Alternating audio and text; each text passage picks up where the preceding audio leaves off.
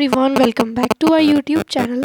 So in today's video we are going to study about the characteristics of synthetic fibers. Imagine that it is a rainy day. What kind of umbrella would you use and why? Synthetic fibers possess unique characteristics which make them popular dress materials. They dry up quickly, are durable, less expensive, readily available and easy to maintain.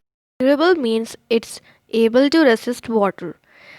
So, perform the following activity and learn for yourself. So, here's an activity given in the blue box.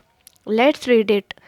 Take two cloth pieces of the same size, roughly half a meter square each. One of these should be from natural fiber, the other could be synthetic fiber.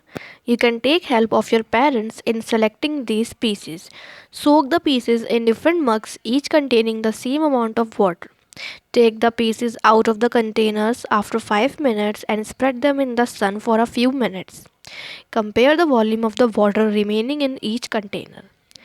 So you should try this activity. Do synthetic fabrics soak less slash more water than the natural fibers? Do they take less slash more time to dry?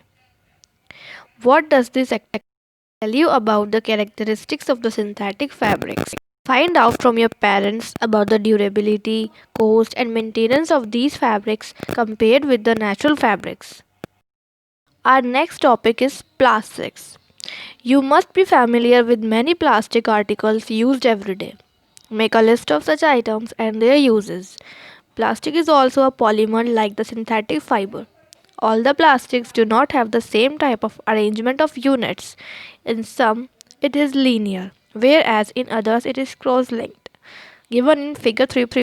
Then, plastic articles are available in all possible shapes and sizes as you can see in figure 3.7. Have you ever wondered how this is possible? The fact is that plastic is easily moldable, that is, it can be shaped in any form. Plastic can be recycled, reused, colored, melted, rolled into sheets, or made into wires. That is why it finds such a variety of uses. So, polythene, poly plus ethene, is an example of a plastic. It is used for making commonly used polythene bags, given in the yellow box.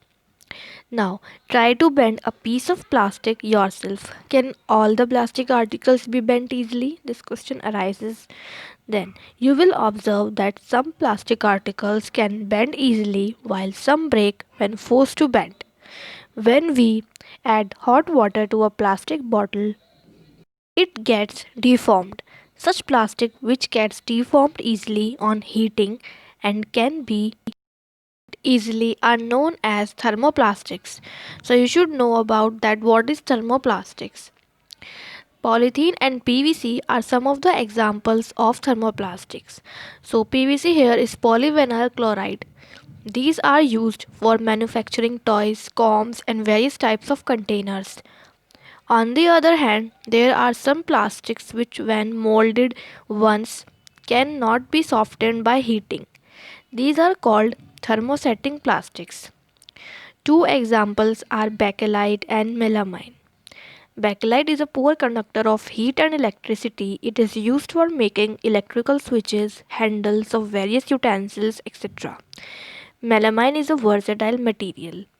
It resists fire and can tolerate heat better than other plastics.